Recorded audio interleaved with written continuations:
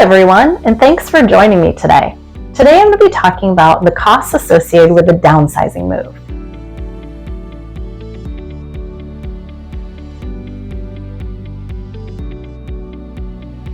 Now, when I refer to a downsizing move, there are actually several types of moves that qualify. The first is you're moving from a bigger place to a smaller place. The second is you're just moving to a different type of property, maybe from a 2-story to a ranch and so forth, but you're using this move as an opportunity to downsize all of the items that you've accumulated over the years.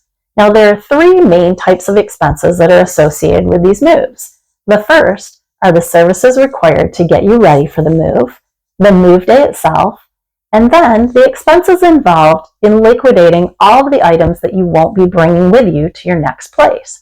I call these the big 3.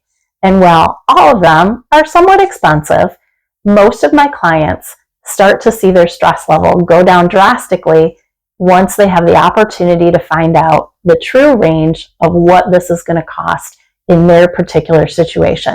So let's start with the first, getting ready for your move.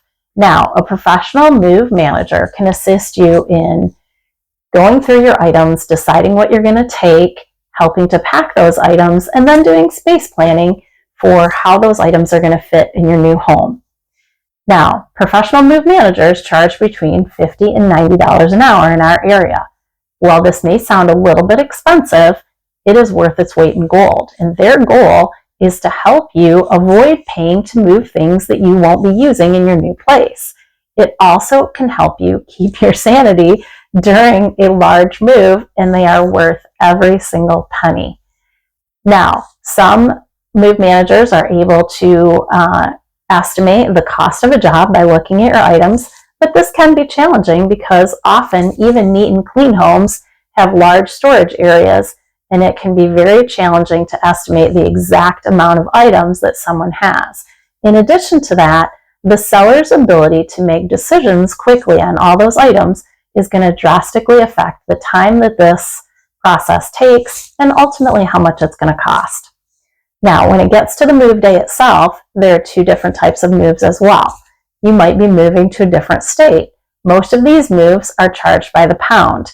If you're moving locally, like most of my clients are, you're going to be charged by the hour, and this is based on the size of the truck, the number of trucks, and the number of movers required to move your stuff, basically what we call the muscle. Now, in our area of Grand Rapids in Western Michigan, you can usually assume you're going to pay somewhere between $160 and $200 per hour for those movers. All the more reason to be very organized and prepared and not move items that you won't be using. Now, keep in mind, it's important to vet your movers, get references, and also make sure that you're not just choosing a mover based on price. The cheapest is by no means always the best, and you want to make sure that your precious items make it from point A to point B in your new home fully intact without any damages. Now, the third are the costs associated with getting rid of the items that you will no longer need. Now, it's important to note, I did say cost. This is not a money-making venture. The value for majority of my clients is in the sale of their home. If you make a little money on an estate sale, that's really just a bonus that's going to offset some other costs. Now, it really depends on how many items that you have and what those items are as to whether it makes sense to do an estate sale. If you think you have enough items for an estate sale, it makes sense to meet with a qualified person and have them take a look. They will determine if you meet their minimums to have a sale. If so, you can estimate that most estate sale people are going to charge between 30 to 50% to organize your items, hold the sale, market those items, advertise, and so forth.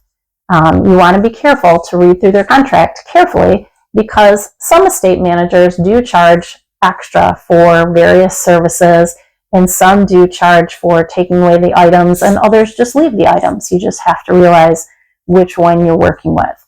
Now, even if you have an estate sale, there's going to be lots of items left over. So whether you have an estate sale or whether you simply don't have enough for an estate sale to begin with, you're going to have a lot of items to donate. Now, sometimes nonprofits will come and pick up those items for free. But even nonprofits have become very picky in the last few years with the items that they'll take.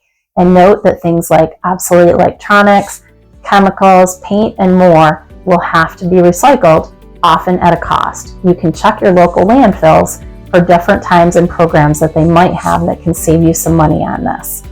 So I hope this video has been helpful to give you a few ideas on the costs associated with different types of moves, especially when you're downsizing.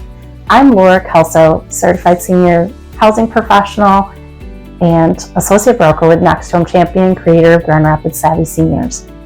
If you have additional questions on this, feel free to reach out at any time. And if you've appreciated the educational videos I do, just like me on YouTube and like GR Savvy Seniors on Facebook for more informational events and also local different events for seniors. Thanks so much. Have a great day.